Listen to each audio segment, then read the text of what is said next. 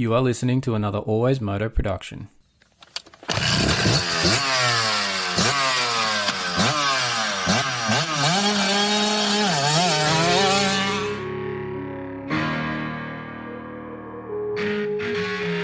The AlwaysMoto podcast with your host, David Hogan.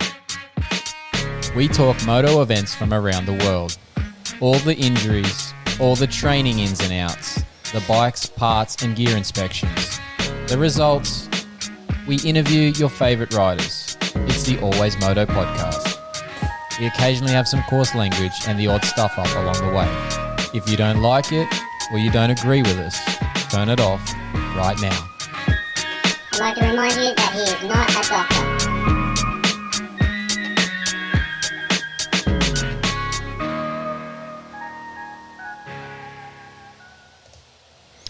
That's right, Moto fans. This is episode 183 of the AlwaysMoto podcast, proudly brought to you by TechnicMotorsport.com, Duramoose.com.au, and Yamaha Motor Australia. I'm your host, David Hogan, the physiotherapist who knows the injuries and fitness needs of our sport of motocross and supercross and off-road and enduro and whatever else type of format you've got going on there. We know what to do here. This week on the show, the AusProMX kicks back in. That's heading to Canberra this weekend for round 2 of our series. So there's plenty to talk to that series there with the contractor, Ben Grinly. And we're going to get to that later on. We're going to talk a little bit of SMX as well. Obviously catch up with how Hunter Lawrence is doing there in that series, which is doing pretty well. So that's pretty good. But we've also got a guest this week. He's going to join us later in the show. It'll be the MX3 points leader from the Australian series. It's the number 254 of Jack Deveson. He's going to be on the line with us here in a little bit, so stick around for that. Should be a good show coming your way. Now, we always talk about TechnicMotorsport.com at the start of the show. We have our little reads, but I'm going to just go off the cuff here a little bit for this one. Basically want you to know that anything suspension for your motorcycle, TechnicMotorsport.com is the place to go to. They have everything. They have seals, bushes, wipers, bloody shims, the lot, springs, definitely springs. They got way too many springs, but they also have A-kit suspensions. So jump in there, order on their website. They've got currency converters. They ship with DHL to international. Basically, you can get it the next day pretty much if you order before like 2 o'clock. So jump in there, technicmotorsport.com, anything suspension, they've got it. Improve your ride. Just make sure that you've got a nice comfy ride going on. Now, our other sponsors, obviously Duramoose.com.au. They're those moose inserts that mean you get no flats. We've got a discount code. You need to check our show notes for that. So check that out. Yamaha Motor Australia, they've provided us that WR250 that we've been buzzing around on. Getting rather comfortable on a 4-stroke, if I must say so myself. We also got pivot pegs, Tech 167 3D printing, all on board with the show, and we rep them at different points throughout our different shows. Now, the AlwaysMoto YouTube community is up and running. You can donate in the chat right now if you want to support the show. So jump into our live chat if you haven't already, and you can get in there and be a part of it, donate. But you can also join our community on our YouTube page. So you can join the community, you pay a small amount. You can pick the level of that. It's a very small amount of like a couple of dollars, as in $2 or $3 at the lowest end of this, up to about $11 at the bigger end of this, that you can do a monthly fee and support the show a small amount ongoing, which would be very much appreciated by us here at AlwaysMoto. If you want to get a t-shirt, but you can do it by the upper end of that community, or you can just buy one direct by emailing at info@alwaysmoto.com. T-shirt on the subject line, they're $25 plus postage and handling, which is basically $12 if you're within Australia. I've had a couple of them go out just in the last few weeks, so that's awesome. So jump in, support the show by either joining the YouTube community or buying a t-shirt. Anything will help keep the lights on here, because sometimes they flick off and sometimes we stuff up on the show and the stream cuts out, and all that's because we're just hacks, basically, you know. Anyway, let's get into the show. Let's bring in our man, and he's the birthday boy for this week. We've got to announce that right here. We're not going to say his age. We don't want to embarrass him or anything. It's the contractor, Ben Grinly. Happy birthday, mate. Thank you, mate. Yeah, had a good day on Saturday, and it's just another day. At some point, you've had enough of the birthdays, right? Like you've had enough of them, so they're all basically the same. Unless something fancy's going on, it's just another day, right? Yeah, that's exactly right. Yeah, look, I had the 41 at the beginning of this year, and I just wanted to do anything but celebrate a birthday. I just wanted to chill out and have a drink, so I did that, you know. Health guy over here and all. I was having plenty of other beverages on that night. But anyway, All right, let's talk some motocross, Benny. AusPro's back this weekend. Canberra's on the menu for round 2. I was obviously down there at the beginning of the year for the New South Wales motocross state titles. Had a few ring-ins turn up from the factory teams to get a look in at the Canberra circuit before this round. Plenty of people checked it out, but it's going to be a good weekend, I think. It's going to be a cold weekend. It's Canberra weather by the looks of it coming for us this weekend, which I will talk about later in the show. But you were at Canberra last year, weren't you, Benny? You've got some inside knowledge, mate. What do you think of what's going to happen down there? You're going to like this weekend again? Yeah, I think it'll be the same if the cold weather wasn't great, and then it ended up there's a big thunder and lightning storm towards the afternoon. So I think we'll probably see Beaton just run at the front again like he did last year. He was pretty happy and content with that, both motos last year, and I think it's a good track. It's definitely set out well for spectators. In that sort of sense, you're sort of standing up high, you can see the whole track.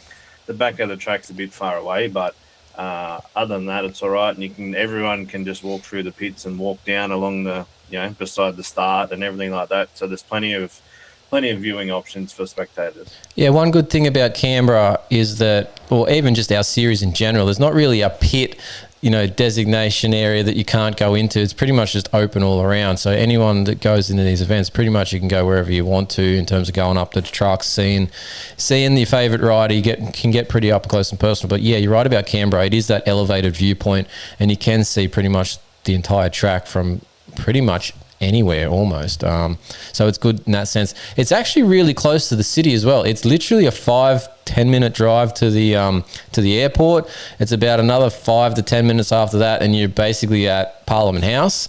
I know I did this only a couple of weeks ago on the Saturday night between the Saturday and Sunday events for the New South Wales titles. I went into the town with the family and went and checked out. They had a bit of a vivid type light show. They had it Light Up Canberra or something on going down there. So if you want to fly into this one at the last minute, it's real easy because Canberra's got flights into there from most capital cities, so you can get there quick. And basically, you could bum a taxi out to the track for probably $20 or $30 and you'd be set, mate. Yeah, I think there's actually one of the runways ends up, depending on which way the wind blows, you actually fly over the track because there was planes flying over on that that Sunday last year. So if you're lucky enough, if you do fly in, just have a look out the window just in case. Yeah, you might see it's Barnsdale Park or however they say it. I could never understand how to say that one correctly, but yeah, it's right below there. It's got a go-kart facility as well right next door.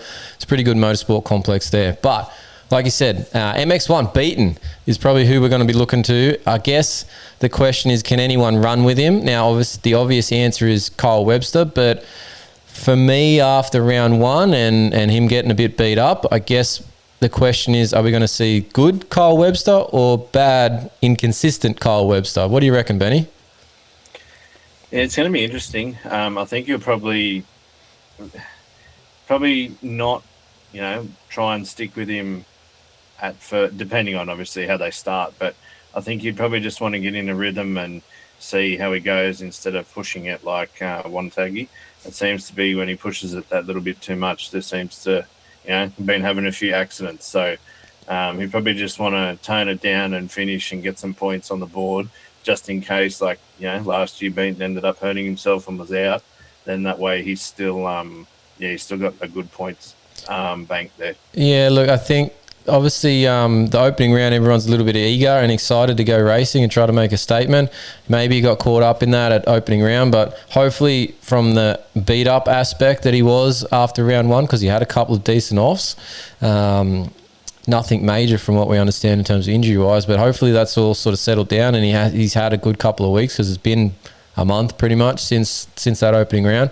So hopefully physically he's okay. But I think Beaton on this track, 1, he's familiar. 2, it's a hard pack surface, which is maybe not as favoured for Kyle Webster. I think Beaton's going to be pretty good here. So let's just see how that goes. But I guess those are the 2 that we're going to probably look through at the front. There'll be a few other people. We'll have to keep an eye on the man who rode on last time, Luke Zielinski, in the privateer side of things, see if he can climb into this as well.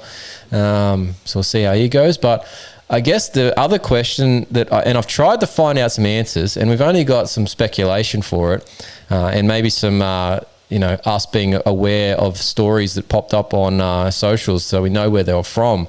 But the man that sort of mysteriously left KTM, Nathan Crawford, we have no real idea, Benny, of what he's doing at the moment. Maybe he'll be on the gate with some other team. Maybe he won't be there at all. We have heard some rumours about him riding a Moto Coach Honda. We did see some pictures from his social that we're pretty certain he was in Wollongong and maybe staying with a friend down there, which may or may not be Dylan Wills, because I know that they're fairly tight at different points. But outside of that, unless you got something, Benny, to enlighten us with, I don't know. We're all sort of in the dark a little bit here. No, we've only got our man, who we're going to call Scoops. I said that in the group chat. That's right. We'll call him Scoops. We'll just leave it at that. We'll call him Scoops so he doesn't get in trouble. Yep. Yeah, we'll call him Scoops. But he sort of, said the Moto Coach Honda thing, and a few photos popped up, and it's going to be interesting to see what. If he does turn up and how he goes. But it hasn't. The KTM run hasn't been that great for him. So if he does turn up on a Honda, hopefully there's some better results and he actually gets to ride. Well, there's always been flashes of speed with Crawford. I don't know, injuries or ill-timed injuries, preventing him showing his full capacity in a series. Like he comes into a series either underdone or he starts it and then drops off because of an injury.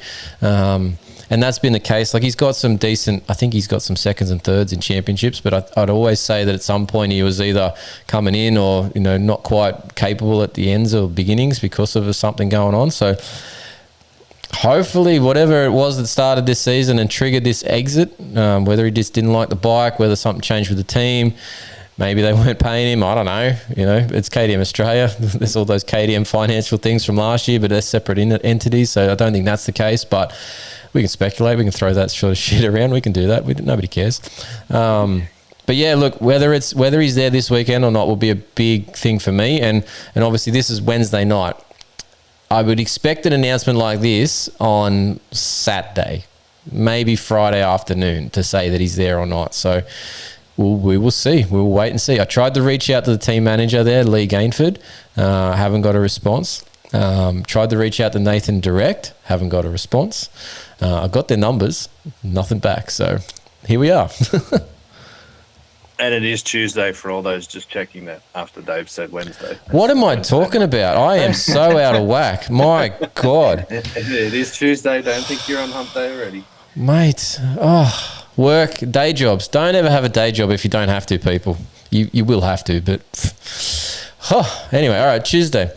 All right, tomorrow I've got to drive to Sydney. That's my problem. I was hoping I was already past that and came back already. Anyway, all right. Let's talk MX2. Obviously, things kicked off really well down there for a few people. Not so well for others that we maybe thought were going to be prominent after their results from the previous year. One of those being Ryder Kingsford. But I have a feeling he's going to be better, Benny. Do you know why? Why is that? Well, look, when you message some of these people and you actually get responses and they're positive in their response, tells me that there's something to that, right? Like, so Ryder, I reached out to Ryder just to check in because obviously he didn't have that great round at the beginning, but he mentioned in the broadcast, I think they had some interviews and stuff from him as well, and maybe post on a social chat that he coming off injury at the end of last year after Supercross, changing teams from Yamaha to Honda, hadn't had heaps of bike time, didn't have heaps of fitness on board. So he's expecting a bit of an average result. And I think it was 6th, if I remember correctly. So it's not that bad, but it's not great for a guy that was basically 2nd or 1st last year throughout this championship. But yeah, he came back to me and basically said, yeah, look, things should be better. Maybe not perfect, but they should be a lot better. So I think we're going to see a bit better showing from him. I'm not expecting a win, but I'm thinking maybe a podium. So let's see if Ryder Kingsford can pull that back around and start showing some potential here on the Honda. Because I dare say he's probably, him and his brother, Cade, have got a bit riding on these results this year with Urive, and knowing that quad lock Honda team in the States is Urive run and managed, and that pathway for them to make a jump to the States. I think the two of them want to start performing real bad here in the near future to try and solidify a ride over there, wouldn't you think, Benny? Yeah, I think so. And that's sort of, he's really the only person that's allowing that Urive, unless they're, venturing out on their own to sort of contact teams over there. But yeah, if you're with the Quadlock team, you've sort of got that pathway. Well, I did have a little birdie, and I can't tell who, but it might have been in the broadcast of the YouTube stream for the state titles. If anyone wants to go back and listen to it, somebody tried to put himself in the middle of something that he probably was trying to get out of when I asked him the question. But Lyndon Heffernan, the New South Wales Tail Whips team manager, obviously long-time Yamaha connections as well, he mentioned that there might be some sort of pathway beginning to form with Yamaha Australia, obviously with the guys that have come over in terms of like Lux Turner, Ryder Malinowski last year for Supercross. Maybe there's going to be starting to be a bit of a reciprocal other direction link up for future Yamaha riders, which would be great because then it would stop people, those top end guys, moving away from Yamaha to go to like a Urive here to try and get that jump happening, organically. If they've got two options, it's going to keep that Yamaha CDR, WBR, Monster Energy, Yamalube sort of thing against the Honda in Australia, that battle going. It'll be good to see that continue on with them. So there might be something growing there. Nothing's confirmed or, set as to where they would go, but there's something happening there from what I understand from the way Hefo answered that at the state titles when he was on commentary. I have to press him on it again later on, see what he comes up with. Now, speaking of Yamaha, we were expecting I felt there was a quiet confidence about a Noel Ferguson this year joining that Monster Energy Yamalube team. But that opening round, there was no flash for me. Some bad starts were reported as the reason for the results. But I thought there was more there from what was happening pre-season. But on the weekend at Sunny States, I think he's got some pretty good results and there's a bit of talk about him again. So I wonder, is this the weekend we see a flash from Noah Ferguson, Benny? Well, I think we talked about it that before Wonthaggi, and he did well at that Sunny State title. He did. Race. Maybe it's just a Queensland thing. Yeah, and then, now it's happened again. So, it'll be interesting to see if it crosses over or, if the same thing happens. You got to think he's got to start backing up those results at the national results because otherwise maybe it's purely a comfort thing on the surfaces up there or track familiarity up there because obviously he's probably ridden them a lot more. But you're going to think that he's going to need to show some of that speed. He's had it. Last year he didn't have it with the KTM ride that he was on. That was obvious, let's say. But the year before, he was battling with Brodie Conley when he was on that Honda ride. So I would expect that he's capable of that and more on the Yamalube ride this time. Just got to start showing it again, right? Like it just got to do it outside of Queensland. So let's hope he can. Yeah, he shows those glimpses. He just needs to have a solid weekend here in Canberra, and then I guess get that belief within this series that he can do it as well. And obviously more time on the bike and whatnot. So hopefully that helps.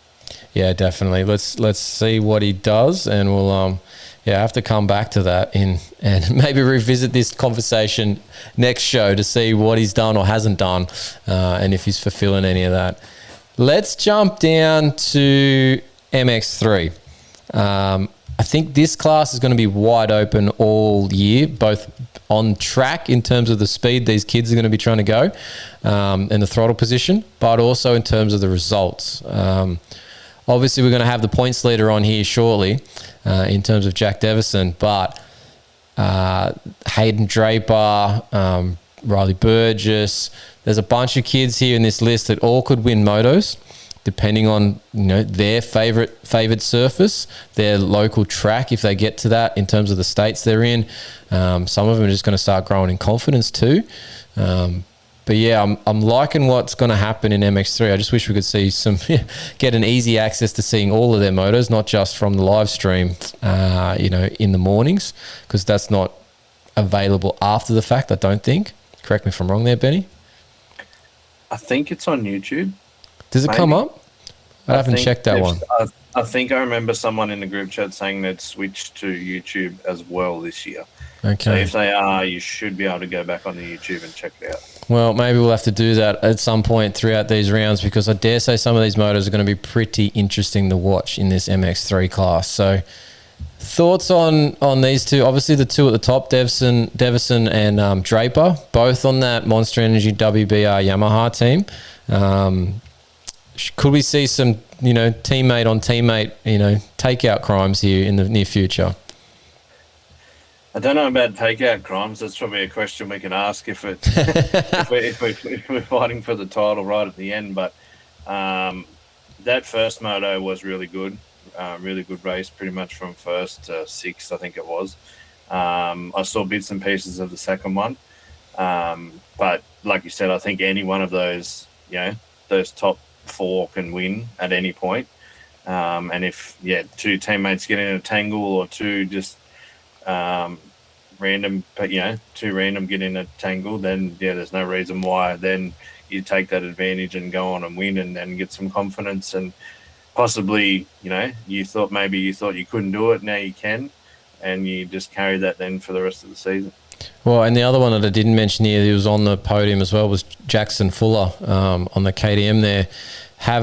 He was stingy with that. Like, he bumped Draper as Draper was trying to come through the field late in that second moto, and he bumped him and held on to that position, and then that's what caused this points positioning that Deveson now has the lead from. So he wasn't given an inch, and that was at the opening round. So he was good. We've obviously had plenty to deal with in terms of Riley Burgess. We know what he's capable of. I think he was in, did I see correctly, WA on the weekend as well, and winning over there. So he's obviously getting some sand prep in probably, which was cool. But the one that I'm interested to keep an eye on, and I mentioned it before the season, he had a sneaky, interesting result there at the opening round. Seth Thomas, probably the youngest person in this field.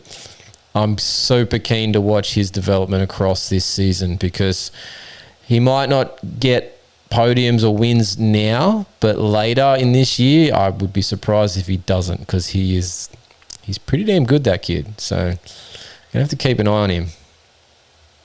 Yeah, it'll be interesting to see how it goes this weekend. Got that first round out of the way now, and he knows what it's like now. So that, and he's a New South Wales boy, so he's probably a lot more familiar with the Canberra track and or a harder packed surface. So he could be much better here. And this start there as well at Canberra, it's a right-hand first turn, but it's also has a little bit of a favour to the inside of the starting area, because you've got to come right side. So he's a good starter, being obviously super light and also just being generally a good starter. So if he gets a good start and can hug that inside, he might clear out quickly and miss anything that happens in the first corner or two, because there's a tiny little tight chute into the second turn. So, maybe he positions himself really well and can avoid some of that stuff that might go on in this class there. But yeah, I can't speak highly enough of him. I've watched him race last year in the state titles while we're doing the commentary. He was very good, and was super impressed by him in this MX3 class already. So yeah, looking forward to seeing what he does each and every weekend that we got season on. I've got one other person listed, Benny. Somebody who was good last year in the state titles, and I thought was going to be better at the opening state title round, and in this Wonthaggi round for the opening for the Nationals, but maybe wasn't, and I didn't understand why. But I spoke to him at Lakes at round 2 of the New South Wales state titles and found out probably why. Drew Cremer, the number 5 on a gas. Man is super fast. I say man, he's a young man. But he's had an injury that he's coming off of from last year that basically kept him off the bike for a good half of the year. So he's building up strength and fitness and getting back into the racing side of things. So he showed some really good speed in Lake Macquarie for the state titles, running with and running down Riley Burgess at different points, in different classes as well, not just the MX3, but across MX2 as well. I'm expecting Drew Cremer maybe to peek his head up here at Canberra as well. So he'd be familiar as well, being New South Wales based. He's Newcastle-ish. I'm keen to see what Drew Cremer does as well. Do you know much about Drew? I haven't heard a lot of him. So that'll be interesting to see how he goes this weekend. And like you said, coming back from injury and whatnot, it's not an easy thing. So No, it takes time, particularly when you've been off for quite a while. So yeah, interesting to talk about him and see where he comes through, because I feel like he's going to start building up a lot in the next few weeks, few rounds of both state titles and national series. So be interested to see how he progresses here over the next few weeks. All right, let's we're probably a few minutes ahead of schedule here on the show, so we'll keep pushing on here. We're going to go to the Super Motocross talk before Jack turns up, unless Jack rocks in early. We'll see how we go. Super Motocross, or AMA Supercross, let's call it, just so the people that are familiar. Hunter Lawrence, oh my God, in the last few weeks, we were riding a roller coaster, Benny, for a little while there, weren't we? We talked about it, I don't know how many episodes ago, about him needing to get his first win. And I think we've now got 3. 4 off this weekend, wasn't it? 3 or 4. Yeah. Either way, it's been a hell of a month. Let's just put it that way for a Hunter Lawrence fans. Look, I think it's maybe in the last 6 he's got 4 or something of them, and a podium and a shitty one. He has hit his stride, that is for sure. But that crash at Detroit a couple of weeks ago, Detroit, whatever the last one was, that he had that big crash in the whoops, that threw the points out. But then this weekend, holy smoke, he made 15 on Tomac from being tied with him, and he's got 12 on Ken Roxon. So things turned around. Like I said, a roller coaster. He went down and he's back up. He's riding the wave. So hopefully he's on the way up still. He's got 3 rounds to go. We're around 14 this weekend. Maybe it's 4 rounds to go. Cleveland with a triple crown, pending weather. We'll talk about that later. But yeah, pretty cool ride, pretty good rebound. I was pretty impressed by that triple into the sand to the inside that he discovered early. And just the consistency of getting through that jump line in the whoops, and the triple before the whoop section. I don't know if you noticed it, Benny, but Kenny was double tripling. Hunter was triple single. And that was where the pass was made after the Supercross triple. Hunter managed to hold that there, but got away from him there and closed in there because of that triple in. So he's doing stuff that nobody else was doing at that point in the moto. So very impressed with Hunter Lawrence. Yeah, and to think after that crash, that could have been it. Yeah, definitely. He could have been on the sidelines and championship over. So he's definitely shining at the moment. And yeah, like you said, just doing different things here and there. And I think he's just that, he's got that belief that his brother has all the time. It's just, he's so close, and he's knows that he can do it. Well, we mentioned this the last show.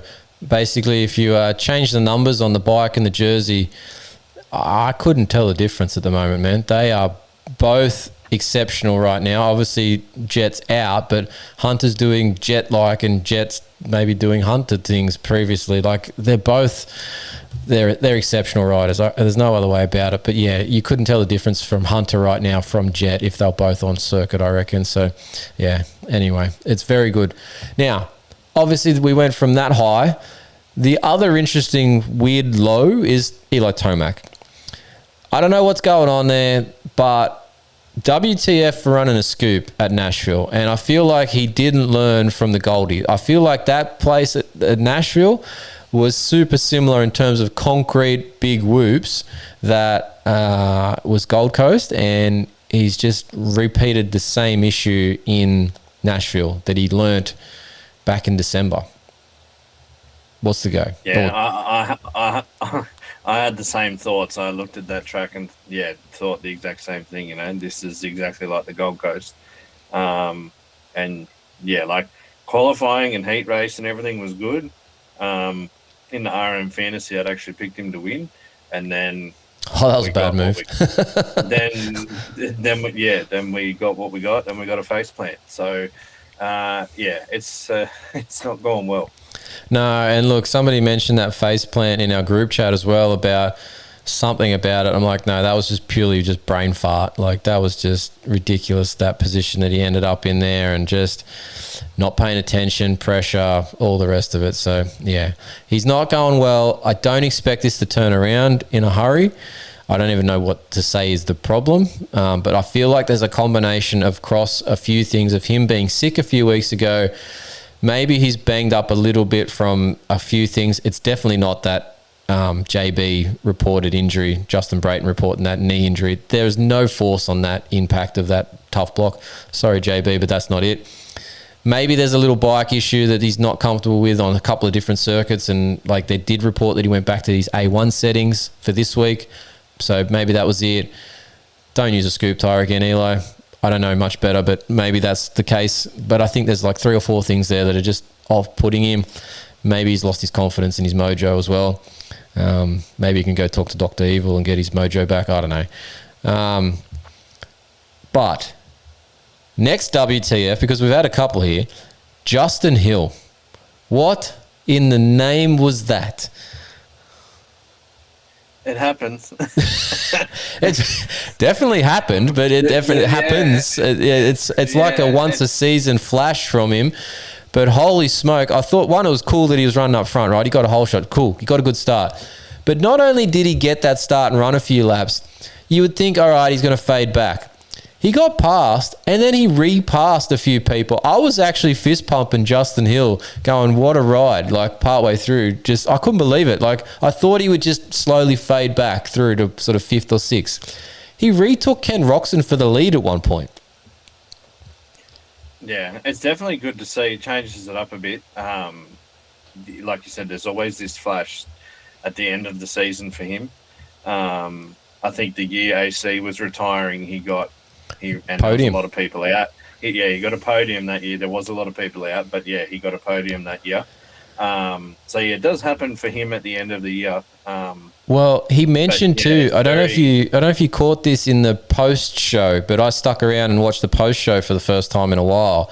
But they interviewed him, and he said he's looking forward to Denver and Salt Lake because of the altitude and the hard pack.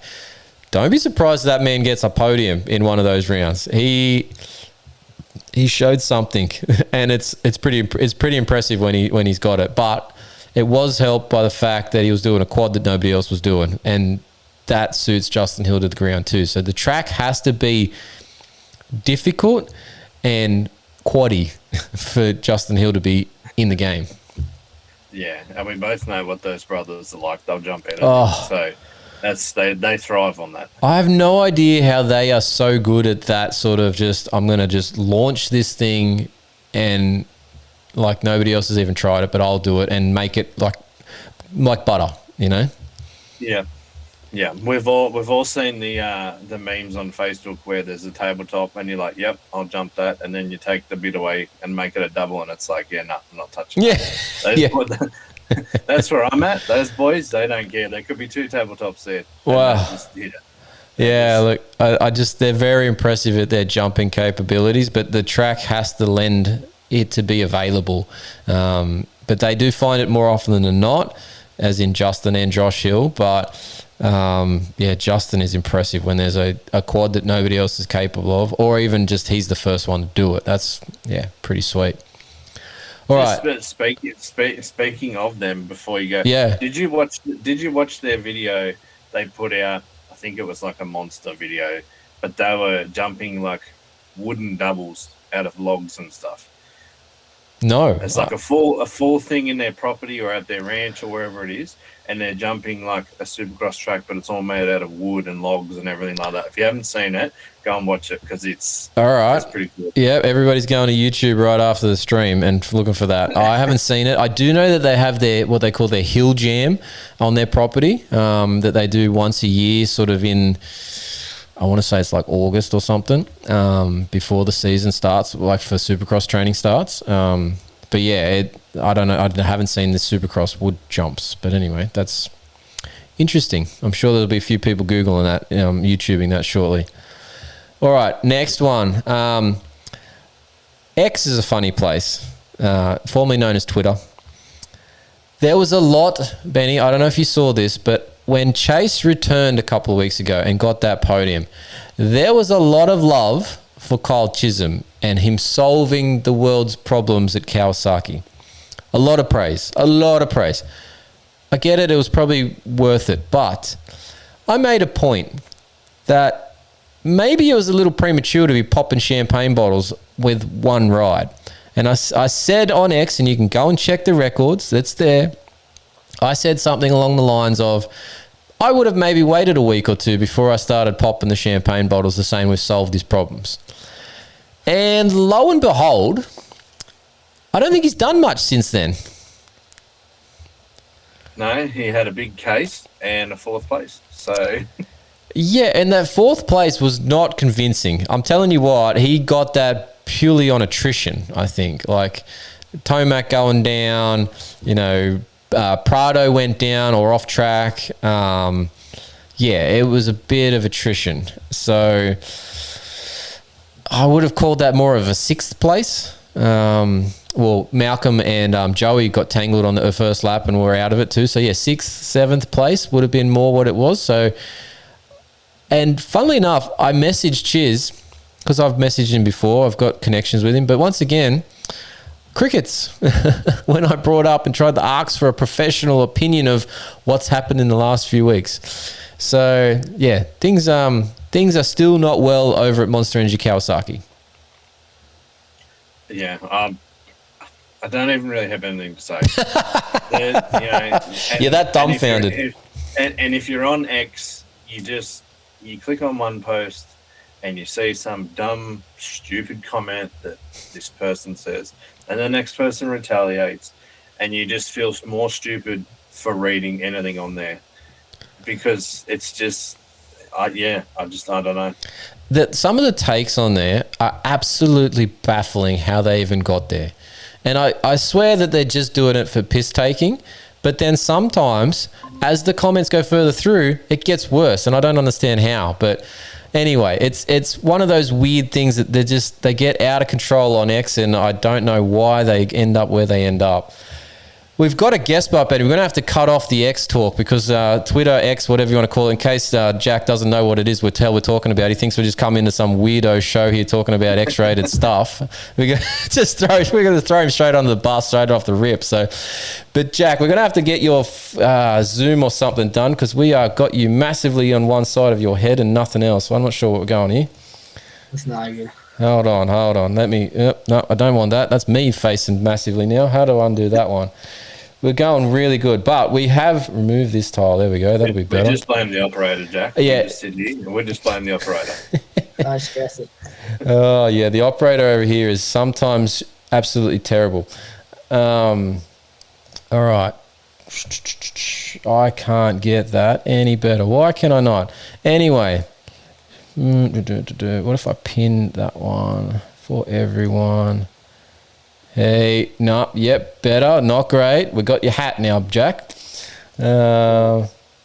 Are you on your phone, mate?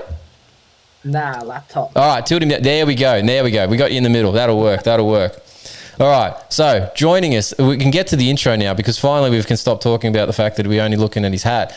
It's the 254 MX3 points leader, Jack Deveson of Monster Energy WBR Yamaha. I got all that right, didn't I? Jack Deveson, sorry, not with the Deveson. I missed the E. Nah, you got that right. Got it right. How are we doing, Jack? I'm very well, thank you. How are you? Yeah, good, mate. You got a big weekend coming up, mate. Yeah. I'm really excited. Yeah. You should be. Red plate and all going into this weekend. It's going to be a bit of a different look for you. Oh, for sure. Like I said, I've never had one of those before, so I'm really keen for it, yeah. It's been a nice start to the season for you, obviously getting that opening round win. Was that what you thought you were going to be capable of at this point, or did you not know anything when you went into the opening round? You're just going to see how it all came out, or did you know that you're capable of this? I definitely had a bit of confidence going into it, like being down on the Beaton's Pro Formula Cruise, we ride on that track a fair bit, so it's kind of like, that's definitely a confidence booster going into the first round, that's for sure. Does help, right, Benny? Yeah, that's right. So how from obviously you're on Husky last year, and then you've gone to WBA Yamaha. How's the change been from that bike to the Yamaha, and just the team environment in itself? No, it's been really good. No complaints so far. Yeah, I picked up a bike after Supercross last year, and yeah, kind of just did all just got used to the Yamaha throughout Christmas and that, and then got with a team there before, 8 weeks before round one, and yeah, did some suspension testing and whatnot, and then yeah, here we are. I'm going to expand on that one a little bit, Benny, because I've recently got a WR250 from Yamaha Australia, just as a media bike that I've been doing some bits and pieces on.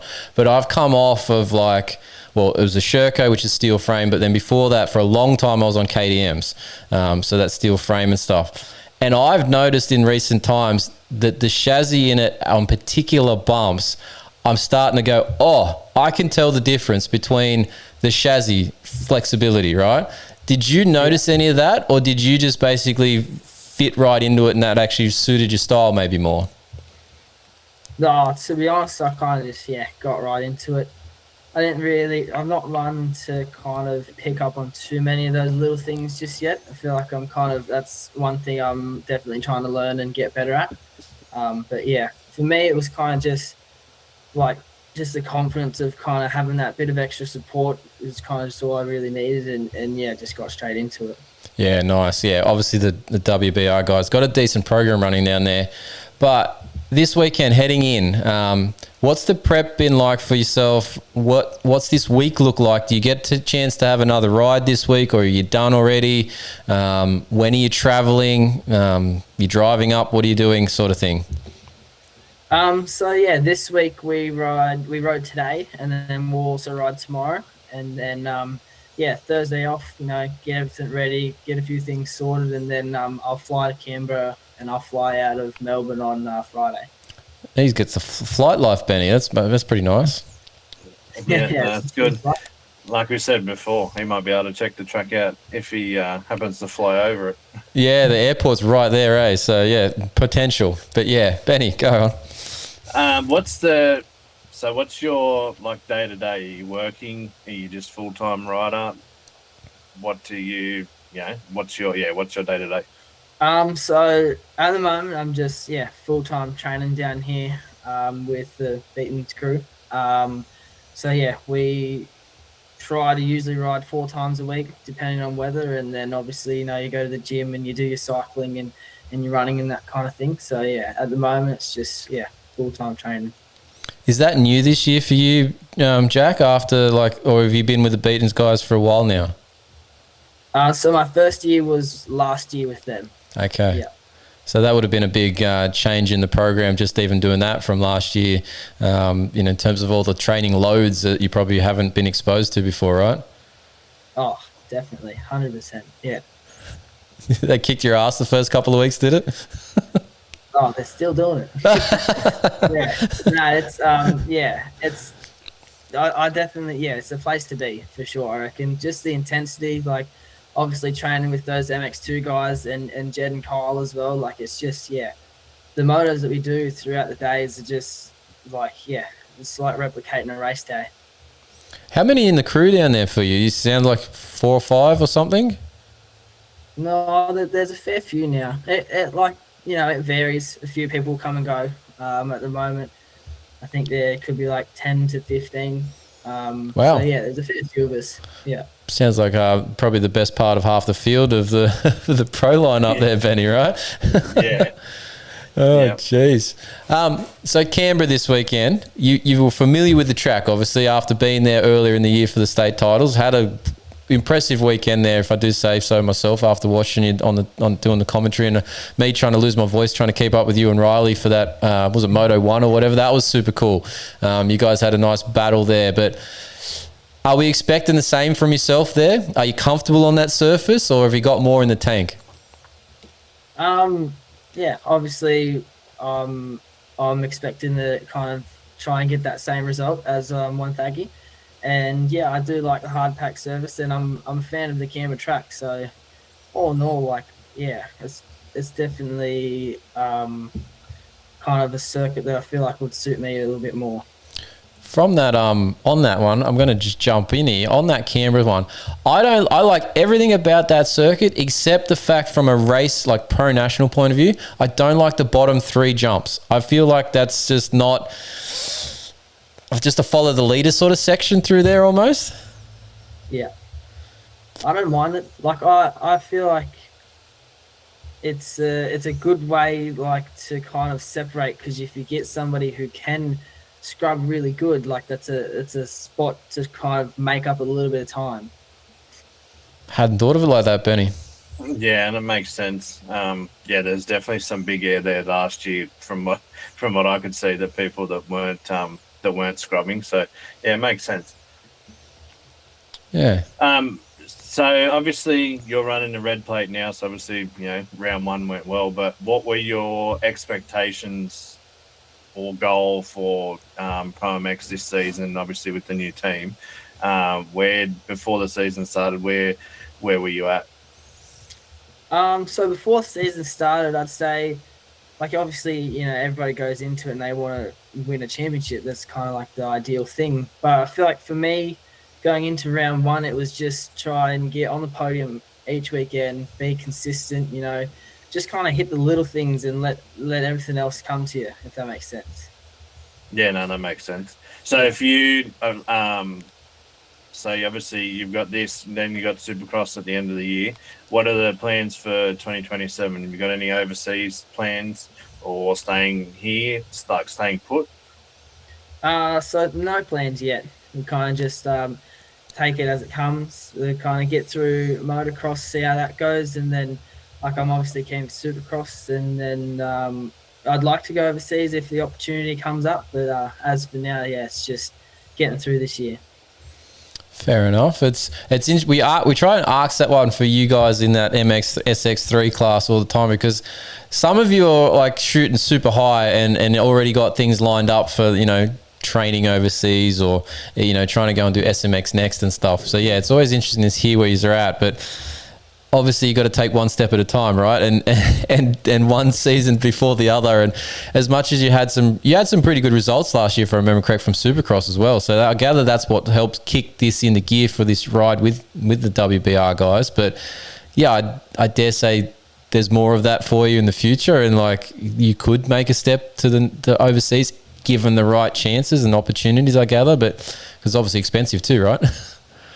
Yeah, it's definitely not cheap, that's for sure. And I feel like you need to kind of, like, a lot of people that go over there have a few of those little connections that just give it, like, give them that bit of extra help, take that little bit of pressure off. So yeah, hopefully we can kind of make a bit of a statement this year and maybe get something lined up for next year.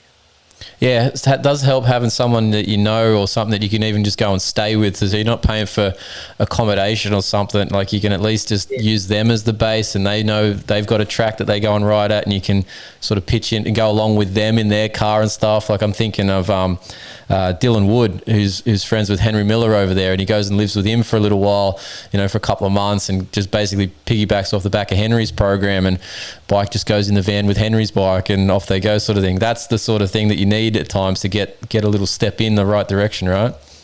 Yeah, for sure. So what else are you up to? Going long, we'll go and getting out of our questions here. We've gone past the main ones, but what else are you up to, Jack? Like, what's the hobbies and stuff you get up to outside of moto and training? Because obviously those are the things that probably take up most of your time. What do you get up to on your spare time?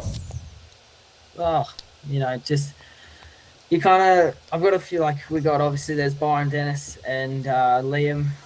We play golf a fair bit on our off days. Try and kind of go to the beach. Just we do so much training, and we kind of try and really utilize our off days with something more relaxing like golf and stuff like that. I'm not sure golf is relaxing at times, Benny. I think golf is just the second sport for moto riders. It's like the typical response, right? Like, they automatically go, "Oh, I play golf." It's like they have to say it. It's in the contract or something. Yeah, that's right. We play, and we're good at it. We just follow this little white ball around. That's about all we do. Have you got a handicap or anything, mate? Nah. No, haven't gone that far yet. We don't need that. Only just forked out to buy some clubs, so it's about all we got. Yeah, nice. All right, so outside of golf, surely there's something else that you're into. You're old enough to be into cars or something. Like, have you got a nice car or anything, or are you aspiring to rebuild something, or are you on the computer games? Bloody Fortnite or something. I don't know. I'm not into that stuff, so I can't even comment on. Benny probably got a better comment on that one. No, not really, to be honest with you. Nah, it's always just the golf, and then pretty much either here or at my house or at Byron's, just talking smack, and that's about it. Life's tough, right, Benny? Yeah, it is. So with obviously the bigger teams all across the world, obviously Red Bull and Monster are a massive sponsor of teams, and obviously WBR's got that Monster sponsorship. What's it like that first time having your own Monster helmet? Like, you see them all over the TV, the big name riders all have them. What's it like for the first time to get your own Monster helmet? You have the Monster on your gear. Like, what's that feeling like? Yeah, that was definitely like one of the main things that, like, to look at your helmet and it have the Monster Energy logo on it. Like, I feel like, well, for me personally, that was kind of just always a dream for me, just to be sponsored by an energy drink, and this year, obviously, with WBR having that Monster sponsor, it's just, for me, it's just, I don't know, I can't even describe it, to be honest. It's just, it's good. Yeah, that was sort of my thought. I know, a lot of kids dream, that's every kid's dream, have a Monster helmet, Red Bull helmet, Rockstar, whatever it may be. I just thought I'd ask because, it's interesting. Yeah. It's like a status thing, right? Like, it's one of those things that you sort of achieved a certain level of it within the sport to get one of those sponsorships and one of those helmets and stuff. And you're gonna have to keep one of them and stick it on the wall if you haven't already, right? Oh, 100%. The first one that I got, I'm not throwing that one away. Yeah. Nice. I like that. Jack's got the right attitude. That's my attitude. I'd be sticking it straight up there no matter what happened to it. How good or bad it ends up, it's going straight up there. It's just a memento, right? 100%. Nice. So the Monster, have they looked after you? Like, do you get big care package from them, or is it more for the team, or how does that work out? No, I feel like it's a bit more for the team. Like, obviously we got, like, you get the merchandise and like, not that I don't really have too many energy drinks these days, but like, you got that under the truck there as well. So, but I feel like it is more of like a team sponsor, but still, like, I'll take it. Yeah. See, Benny knows where we go straight on the Supercross days. At about halfway through the pit program, we go to one of those places and steal in a can because we need the energy to keep going for the rest of the night. So we're not on your same level of fitness program, or at least I'm not on the stringent fitness program for the diet. On those days, I just need to get through. But we come and steal some of those at times. So, oh, nice. Got anything else, Benny? No, I think that's it. I think that's all I've got. Oh, geez, he came out with one good question, Jack, and he's run out. He's gone dry. Oh, look, mate. One, it's been awesome having you on, because just to get a little bit more familiar with you. One, watching you ride at Canberra a few weeks back was pretty cool in itself. But look, I was a bit impressed by the ride at Wonthaggi. Obviously, you're a bit calm there in terms of getting through the weekend, in terms of the two motos and stuff too. So that was awesome. Just looking forward to seeing what you can do this year, Jack. It's bit of a step up, obviously, team-wise and support-wise, and hoping for a good year for you, man. Yeah, thank you. Me too. Going back to that round at the New South Wales State Titles, that first race, it was definitely a cool one. Between me and Riley, we went back and forth for like, what was it, 3 or 4 or 5 times or something? Like, it was crazy. I think it was like, I think I said it was like 6 or 7 in like 2 or 3 laps, and basically that heading to that back section or that bottom section, that bit on the side of the hill there, you basically passed each other. He did it to you one way, then the next lap you did it to him the way that he did it the first time around, and then you switched and did it again the next time around. I couldn't believe it. It was insane. It's one of the more exciting races that we've had at the state titles, and yeah, you guys just did an awesome job. But it was at pace and clean too. Yeah, I feel like that was definitely another thing. Like we were block passes and all that, but it was kind of in the back of my mind that it was all clean. Like, you know, it was good. It was fun racing, no takeouts or anything like that. So yeah, it was good. Yeah, look, I'd be pretty impressed if the two of you could pull off something like that again on the national side of things, because you'd got to get you a lot more attention on the national TV, I would hope. Maybe a few more followers and stuff, and maybe somebody's eye from overseas as well, because that sort of stuff, that battling and that like keeping your head calm and then you pulled through for the win at the end of it, like that's what people are impressed by, right? Like that's what makes people stand up and go, oh, this kid's got something. Yeah, for sure. All right, man. Well, look, let's wrap this up. We're going to let you get off the bed because you sound like you got a big day ahead for another ride day tomorrow. So can't keep him up all night, right, Benny?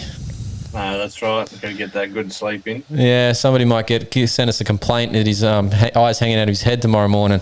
What time you got to start actually for the session? You got like a cycle in the morning or anything, or? No, so I'll do a gym session after we ride, but tomorrow we're starting at like 9:30 or something. It changes from day to day. Yeah, it's a bit of a sleep in.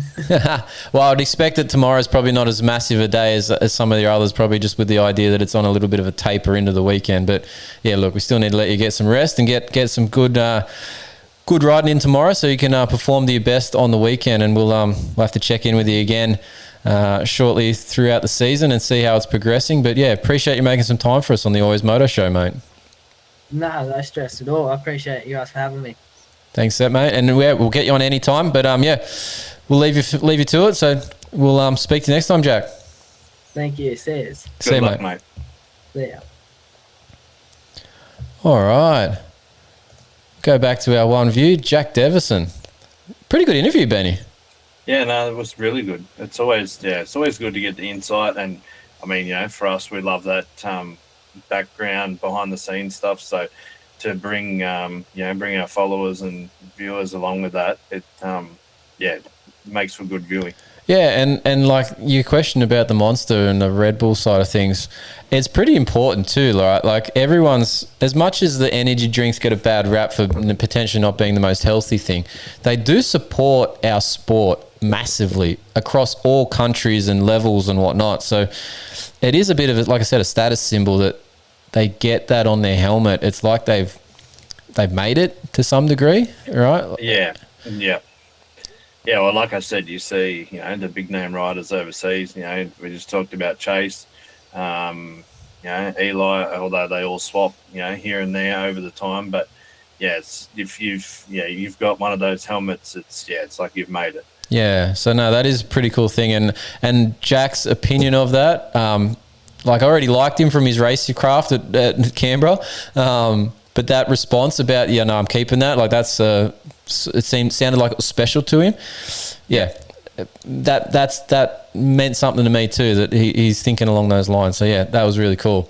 But yeah, all right, we're gonna have to keep an eye on that kid because I think he's going to do good things this year. All right. Just to touch on he mentioned about the golf thing. I sometimes cross over, and I don't know how many people watch the footy or AFL, but last week I think there was one of the players who had put a story up and was playing golf 2 days, 1 day before the game or whatever. Then missed the game because of back soreness from the golfing. So I wonder how that would go down in Moto world if you're like, I'm injured, I can't ride, my back hurts because I swung a golf club too hard or too many times. Well, I'm interested to see how that turns out. You have to wonder at times, like, yeah, there is some obviously they do other activities. They're training in the gym, they're cycling all the time, playing golf. Kenny's out surfing. Plenty of others are probably out surfing or pump tracking on a BMX or mountain biking, whatever it might be, driving drift cars like Cole Sealer used to do, probably, bump into a tire wall or something at some point, right? There's other things that are going to cause an injury. I guess it's then how honest and upfront they are about the fact that was the case. But if it was a golf and you had a sore back and you pulled out of a moto race, I think the crowd would probably give it to you. Don't think they'd be too light on you on that scenario. So, but you have to wonder, as you were saying that, it made me think of the whole Levi Kitchen thing at the moment, and he's got that lower back disc issue going on. I don't know all the details on that, but they did mention that they said he did it in the gym a few weeks back. Now, is that code just to make sure that it wasn't from a golf injury? You will never know. It could possibly be both, but yeah, look, I'm sure you wouldn't want to be coming to like a Mitch Payton or a Bobby Regan and going, hey, my back's a bit sore, I'm going to sit this one out. And he goes, oh, why is it sore? Oh, look, I swung the golf club too many times yesterday. I'm sure they would basically just rip you a new a-hole at that point. Yeah. And you're like, toughen up, kid. Get on the bike. Yeah, probably rip the contract up there and then. Well, Bobby Regan, maybe, yeah. So, yeah. Anyway, you never know what he could potentially do. All right, let's play our little emergency department intro while we sit here and look silly while the audio goes on. For our audio-only people, they won't even know what's happening. The emergency department. All the injuries, all the gory details, and when they'll be back on track. It's the list you really don't want to be on. You never want to be on this list, but I don't really have a list as such because there's so many of them that it's not even funny at the moment, Benny. And I think you saw the comment. We'll go back to our X talk again. Now that Jack's off the line, he probably thinks we're weirdos. We're bringing it up again. It just happens. It just keeps coming up anyway. That's what she said. On X, well, I posted on X because I was listening to the probably one of the best review pods known to man at this point. It's the Jasons and Mathers doing their Racer X review show. And Weege was on there talking about the fact that he didn't think there was that many injuries in the 450 class from the top level guys. Now, I had to call a little bit of BS on that because I hate it when they don't have those numbers firsthand and then they speculate on something and make it sound like it's not that important in the results, in the fact that there's people missing. I worked out that there's 20 rides, factory rides, and let's include Hep Suzuki, let's include Beta, Triumph, Ducati, obviously the Monster Cowie, Red Bull KTM, Star Yamaha, HRC Honda. Those are the ones that are listed out, right? So there's every one of them that factory teams, inverted commas. Of those 20 rides that are currently there, 8 of them are currently on the sidelines injured. A couple of them have come back recently. At one point, it was 50-50. We had 10 of them out, and that was only a couple of rounds ago. So a few of them have come back. Some of them are going to come back again shortly. We're hearing that maybe there's a chance of like Barsha or Jet. There's still hope on both of those. I doubt either of them will, but they're there potentially. But I had to call it out to Weege because he sounded like, oh, there's only 2 or 3. I'm like, mate, there's 8 out. Like, that number's significantly different, right, Benny? Yeah, and I only listened to it late this afternoon, and so I thought I'd venture onto X to see if yours truly over there actually had the stats up. I'm not going to miss that opportunity, right? That's my ballpark. Yeah, and sure enough, there it was, one of the first things that loaded up. And yeah, like I was sitting there thinking I could name more than what they could name while they were talking. And I had, more counting on my fingers. And there was, I missed a few, but you had 8 and I think I had like 5. So yeah, there's definitely a few there.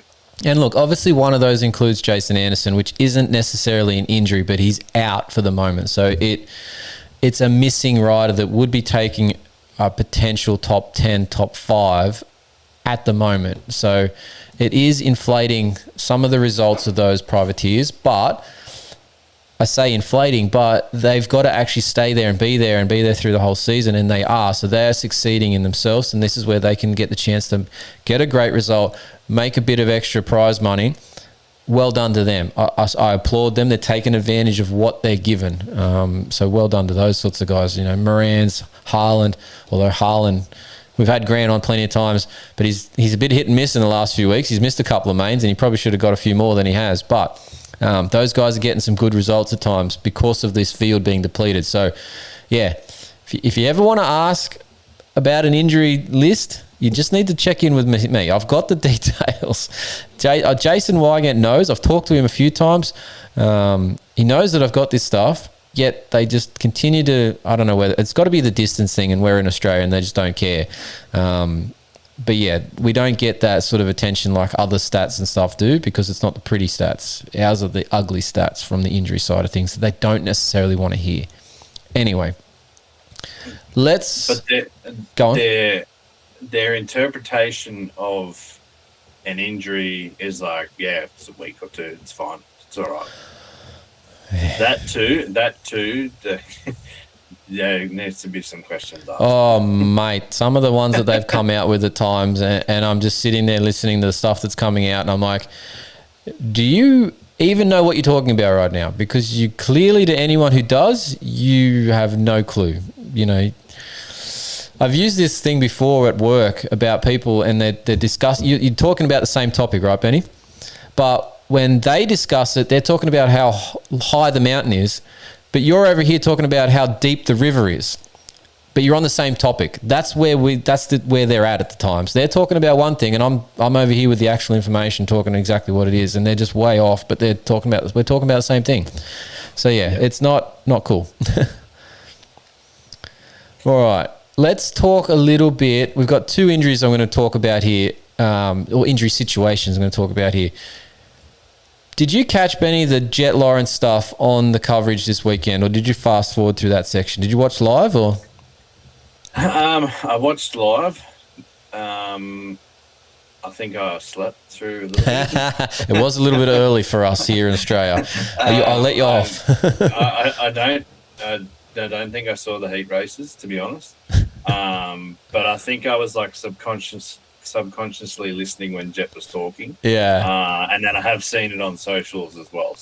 So I had to watch this on delay, but I managed to pick up that Jet was in, and I stopped and watched those sections. I usually fast forward a fair bit of this. But yeah, I caught the bit about Jet and him talking about his injury.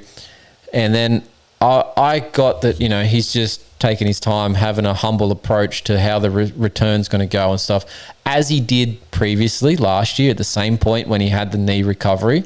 And then I turn on the socials on Monday, and everyone's going, oh, he's not even going to make the outdoors, the start of the outdoors. He's going to get beat by Hayden Deegan, blah, blah, blah. I'm like, where, and this is what we're talking about before, but where in the hell did this thing escalate to that point? All he was doing was talking, being humble about his chances. He's going to be on the gate at Parla. He could be on the gate right now. He's back riding.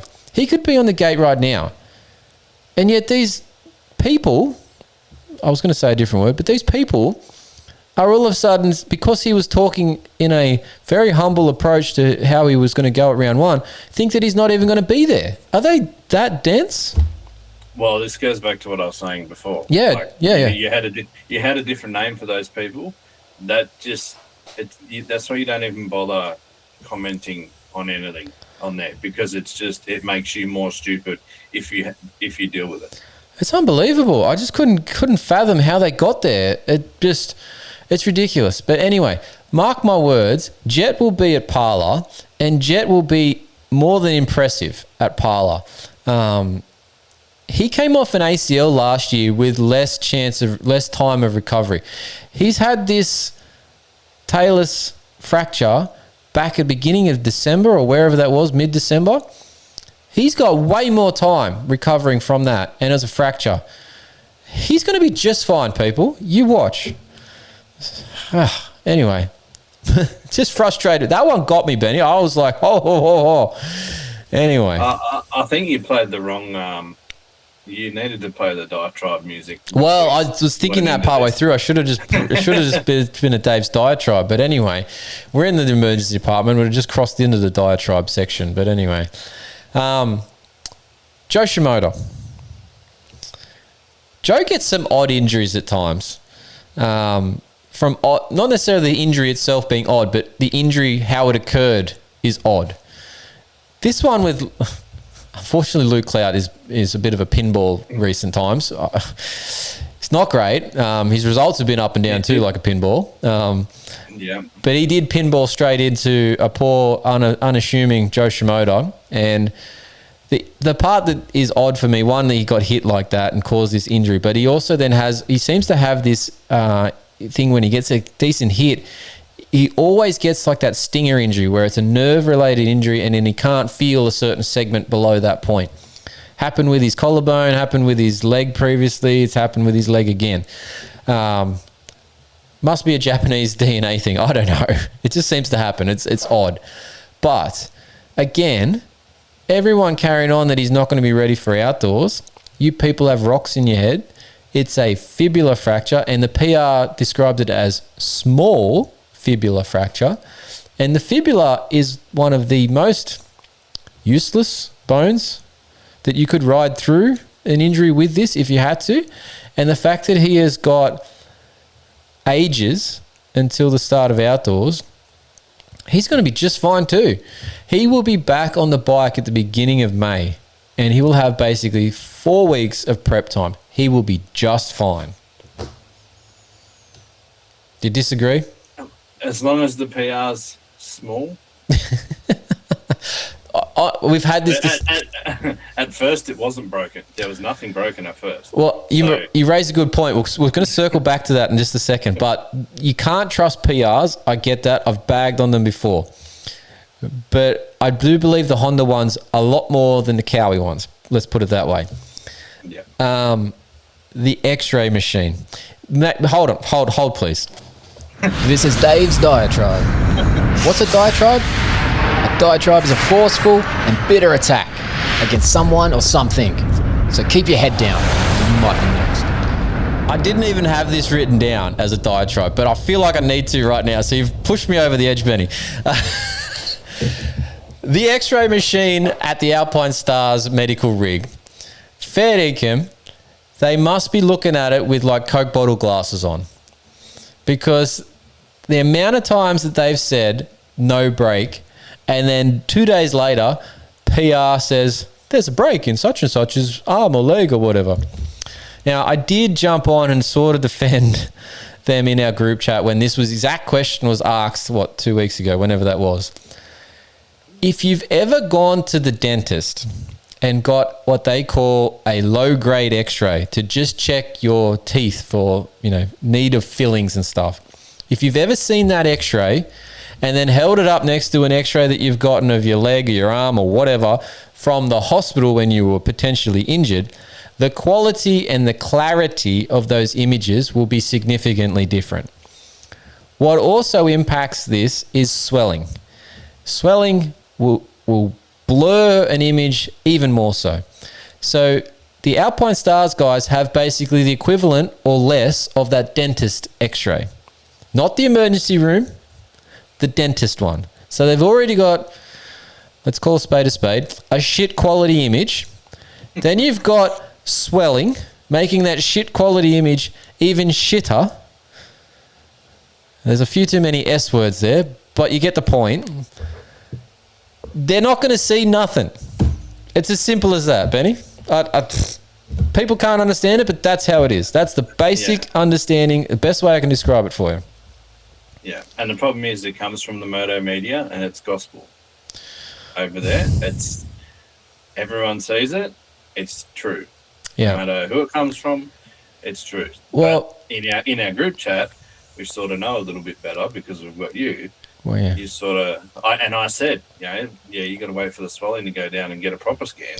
It's anyone who's had an injury knows that, right? Anyone who's had an injury knows that you can't get an X-ray within a day or two because you're probably not going to see what you need to see unless it's blatantly obvious, which that happens in this sport too.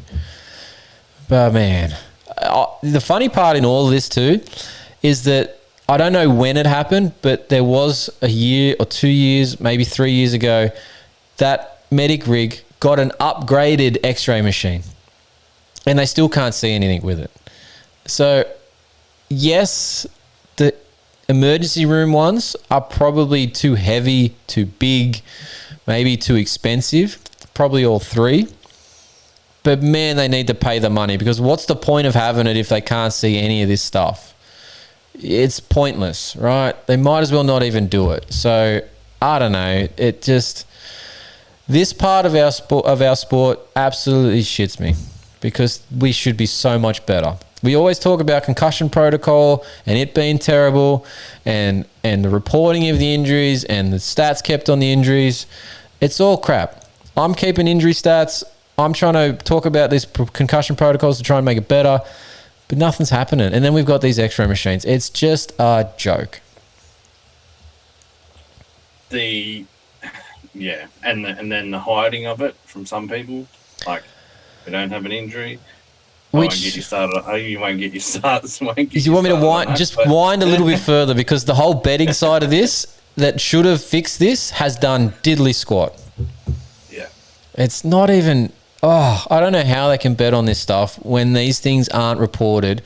There's no way in AFL, NRL, NFL, Premier League soccer, National League football, whatever they call it, National League soccer over in their states, if they didn't report on their prime guy having a twisted ankle and he was going in as a sub or something, and that changed the outcome of this team's game, or the betting odds, that club would be fine, the doctor would be fined, buddy, everything. Nothing's happening to our guys. I don't understand how we can bet on this stuff and have Eli Tomac tell people that he's going to go out there and ride, but he's got a broken fibula, aka last year, and ride around in last place. That's not cool. Yeah, even if I see someone fall off in qualifying and they're in my fantasy team, they're out. Yep. Like straight away. Hooked. I'm not even taking the risk. No, hooked. Let alone put money on them. Yeah. But I don't know how you're allowed to put money on it when those pieces of information aren't readily available on a report pre-cut off to the betting point. Yeah. We need to move on. I'm going to need to go and get my blood pressure taken down after this otherwise. Oh, all right. Let's go to a nicer topic. Product inspections. It's time for a bit of a highlight. We mentioned the WR when we were talking to Jack. We've been getting plenty of use on this thing. I'm waiting on, I'm going to get a Yamaha Yamalube oil filter change kit coming so that I can do our first service on it, because I have put that many hours on it already. It needs its first change. But damn, this bike's impressive in stock form. We talk about Technic suspension on the show all the time, technicmotorsport.com. I talk about them all the time because I trust in their products, because I change suspension stuff all the time to try and get comfortable. Benny, I'm running this thing dead stock. I've changed a couple of clickers, but it's dead stock. I like it. Well, it worked for you in your race the other weekend. So yeah. It proves the test. Yeah, look, you can't win an 8 hour on a dodgy machine, and I did that. So, yeah, it's really good. I will say, all I've done to the suspension is adjust the sag. It's a 30 mil static, so if anyone out there, it just pitches the back up a bit higher, makes it turn a bit better, which is what I like. And I think I've put 6 clicks on the rear low speed compression, and I've taken 3 clicks off the front compression on the fork. That's it. Everything else, bars and grips have changed, yes, but everything else is stock. We have got the Michelin tyres, the Duramoose, and a funnel web filter, but I don't consider those to be things that have changed. You would change that's just a tyre, that's just a tube, that's just a grip and air filter. They're not changing performance of the suspension.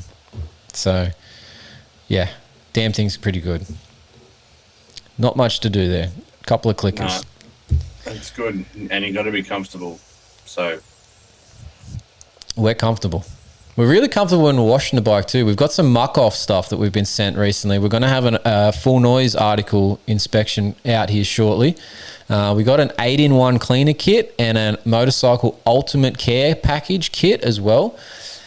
So there's some pretty cool brushes in there to actually help you clean the bike. The Moto clean stuff is next level. It just basically makes the dirt fall off the bike. But they've got this massive, and I should have had it here actually, but it's wet, so I didn't really want to bring it into the house. It's in the shed. It's a soft bristle, big head, put my hands this way, big head brush. Really nice. You know those things you didn't think you needed until you used it? That's one of them.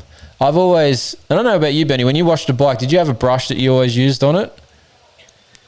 No, I just sort of snow foamed it and hit it with a pressure washer, and that was about it.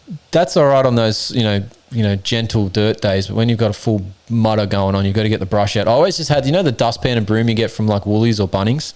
Yeah, that broom is what I used. Pretty coarse and bit shit. This thing from Muck Off, whew, damn, really nice. Much better than the Woolies job, so...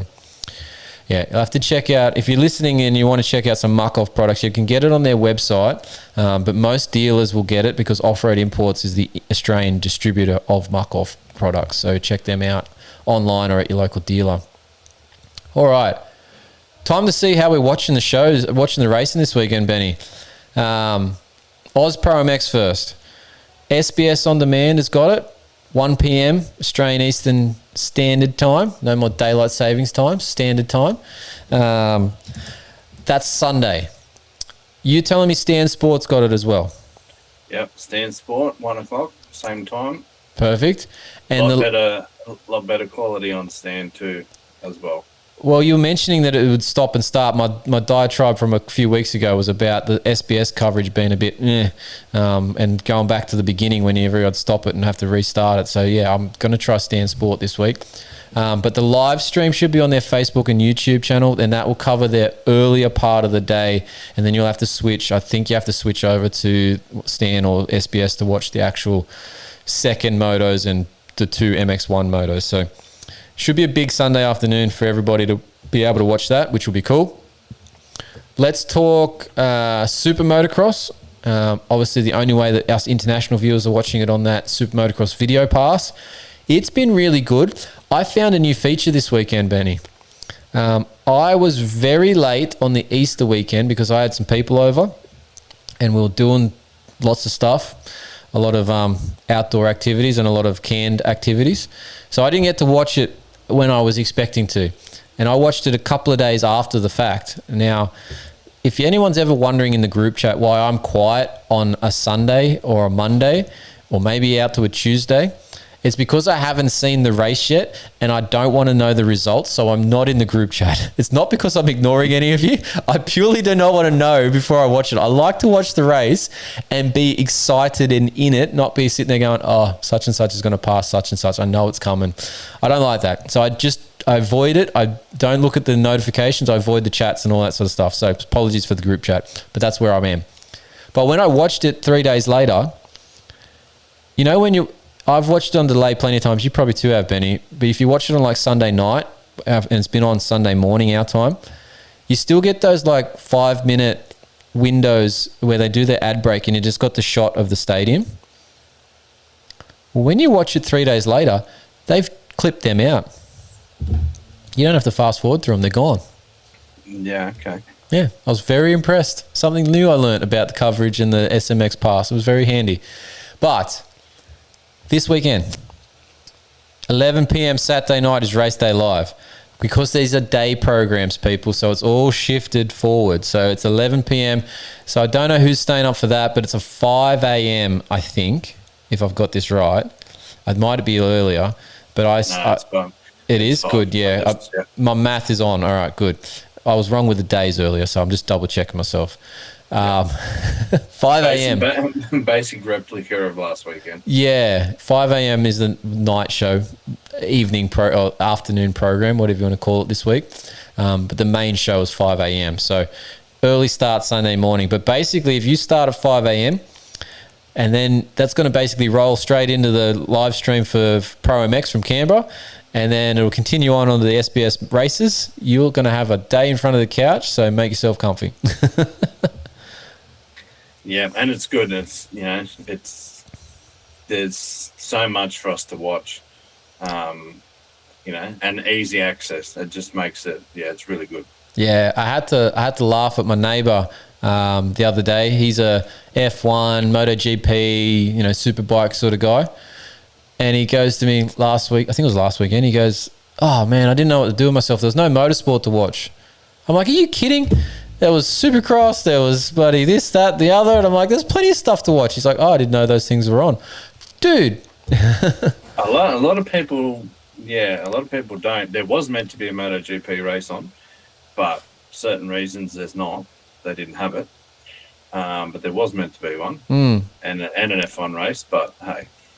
Yeah, we can't mention those things because I had a thing in our YouTube notifications that anyone that mentioned that sort of stuff would be cut. So it was interesting. I saw that one. But anyway, so that's when you're watching it. In terms of the weather for Canberra for Pro MX, 3 to 18 degrees on Sunday and partly cloudy. So typical Canberra, you're going to freeze your ass off. Take some warm clothes, people, if you're going in there for the day. You're going to need them. It's going to be rather chilly. Yep, I can back that up. Yeah. And Cleveland, if you're in the States and you're going to the Cleveland round, similar temperature range, a little bit warmer, 6 to 21 degrees. This is all in Celsius, people, in the Australian, units. But there is rain in the forecast. Now, I don't know exactly when their program's going to finish. I think it's going to finish about this time, but it says that between 5 and 6 p.m. there is thunderstorms in the forecast in the forecast. So this could get really interesting. It's meant to be a Triple Crown this weekend. It's an open stadium. I feel like if there is rain in the program, the Triple Crown gets bumped, which might be the first time this has ever happened. So this is going to be an interesting weekend for what they actually do in Super Motocross. It could be completely fine. Weather changes.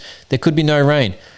It's meant to be raining most of the week in terms of on-off showers. So the build could be difficult. The track could be soft. It might lead them to just change the program all around and shorten it, but then also flip it and not be a Triple Crown. I don't know, Benny. What do you reckon what they would do? Yeah, I'm not sure. It's an interesting one. I know that the weatherman's got to be the only person that continuously can get his job wrong and not get fired, though. But yeah, I think it's probably a smart idea if they do can the Triple Crown, if it does come to it.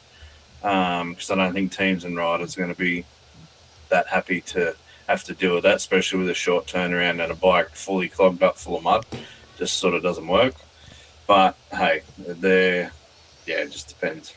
I personally, not being the rider, not being on a team, I think I'd like to see it, just to see them under that pressure. I can get what you said. If you're one of those people, it would be a nightmare trying to get a bike clean, clutch, oil changed, air filter, because obviously it could be wet. All those couple of things getting sorted between races. There is risk involved with all that, but I think I'd love to see them pushed like that. But I dare say they would vote in numbers, the teams that is, and veto that going ahead if that got to that point. So, yeah, we'll have to see. I'm curious to see whether the weather sticks around like it says in the forecast. If it does, I'm very curious to see what happens. So, but the other part of that too, hopefully it doesn't hinder anybody's championship runs. Yeah, and that's the other big problem. It's a massive potential, right? Hunter's just got this nice little buffer. That buffer could disappear very quickly if a bike expires, and doesn't get a result. So yeah, it's all up in the air at this point. So this weekend could be a pivotal round for Supercross in America. We'll have to see. Speaking of events coming up, obviously, we're just talking about that Cleveland round on April 18th. That's round 14 of the series for the AMA. This weekend is AusProMX round 2. It's also MXGP round 6 in Trentino this weekend. They're getting through their rounds pretty quickly. Lucas Coonen's doing good things over there, beating Jeffrey Hurlings in the sand in Italy. It's what was it called? Cerriola last weekend, which was pretty impressive. Not sure Jeffrey's quite found his sand speed on the Honda just yet, but Coonan definitely doing good things there in the MX1 class. But they've got a round. Our next state titles for New South Wales is going to be round 3 at Dubbo, May 2nd and 3rd. The Australian Enduro Championship is at QMP on May 16 and 17. The Hard Enduro Championship, the Kosciuszko Killer, was just on the weekend. It looked like a bit of a nightmare track. I don't know if you saw any of the footage, Benny, but there was lots of people getting stuck on some of the hills. Didn't look like it was fun. I saw some of it. I remember when they had I think they had a hard enduro here, not at Hillston, where our next, I think one of the rounds coming up is. But I stood at the bottom of one of the cliff faces. Cliff faces. Yeah, on the Friday afternoon, and just looked up, and I just thought, "There's no way." And then on the Saturday, I watched the bloke just go straight up, and it just, those blokes can do unbelievable things. Yeah, well, congrats to Ruben Chadwick there for that open round. He got the win there, so he's doing well. But yeah, their next round will be the Marumba Madness in May 23-24. And then I wrote this one down because it's a while here, but the next New South Wales Off-Road Championship round is in your part of the world, Benny. It's in Griffith, July 18 and 19. So it's a fair way off, but I thought I'd mention that here because it's the next one of their one. I haven't got the Queensland titles or the Vic titles. They both had rounds on the weekend. I'm not sure of their next ones. I didn't find them just yet, but we'll mention them in coming shows. So plenty of motorsport here in Australia, events-wise, to come up. So get to some of these rounds, people. Either enter them and race them, or get there and watch them, or get on their live streams if they've got them and watch them. There's plenty going on, so a lot happening. All right, Benny, any final thoughts for show or episode 183? Yeah, I've got one for you. Oh, here we go. So as a fan of, and we'll just stick with the Supercross because that's sort of what he's been best at, and he's got 2 titles in outdoors. As a fan, I'm torn between Hunter and Kenny winning the title. Oh, yeah. Now, I think Kenny would already have 1 or 2 without his injury, and obviously this would be Hunter's first. As a fan of the sport, I would love to see Kenny get one, but as an Aussie, I want to see Hunter get one too. Where are you at? I am absolutely torn in the same position you are. I am as a media person, loosely on the media term, but as a media person, you're not really meant to have favourites, right? But before I did any of this sort of stuff, I was a Ken Roxon fan from the moment I saw him in MXGP as a, 15-year-old on a Tekka Suzuki.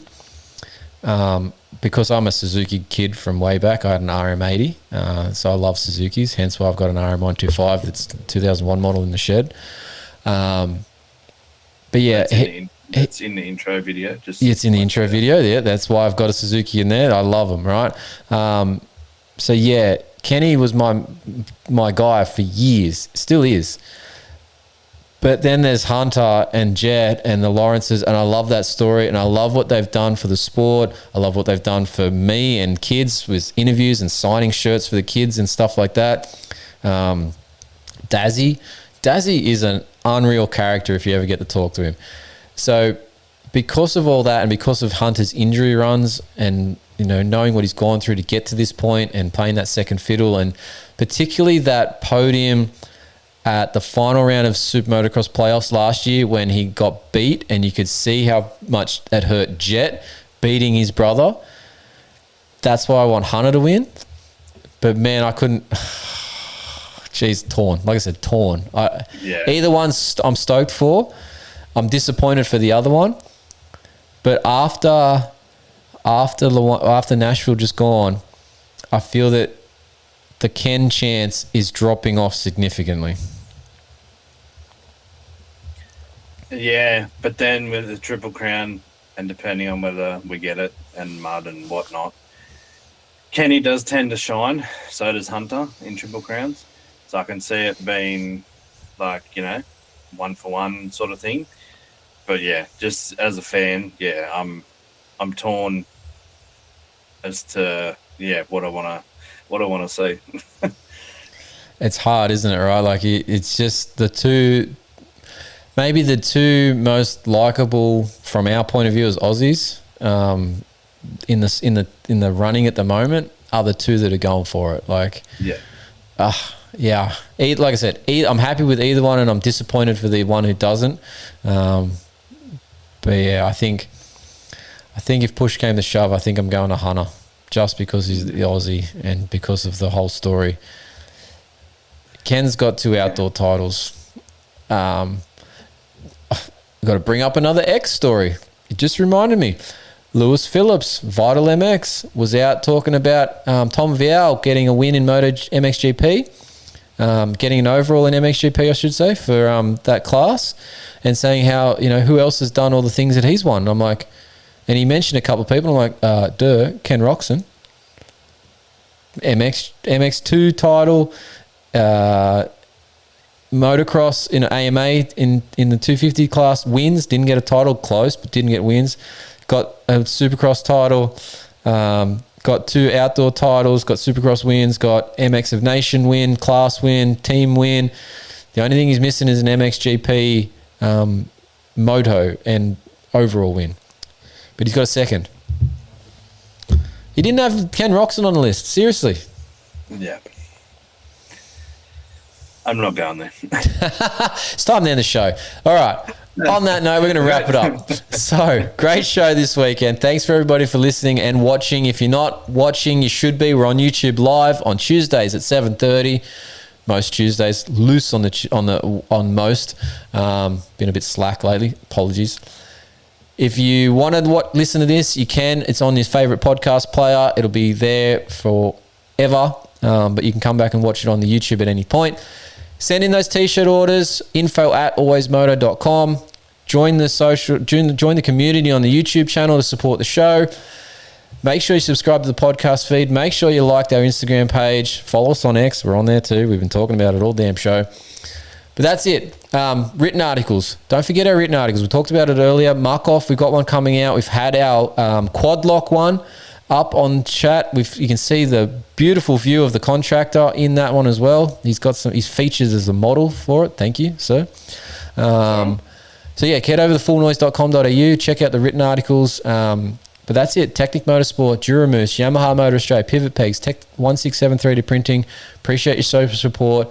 Thanks to the wife and kids for letting me get this done again. Thanks to the Contractor. Happy birthday to the Contractor. And we'll see you at the track.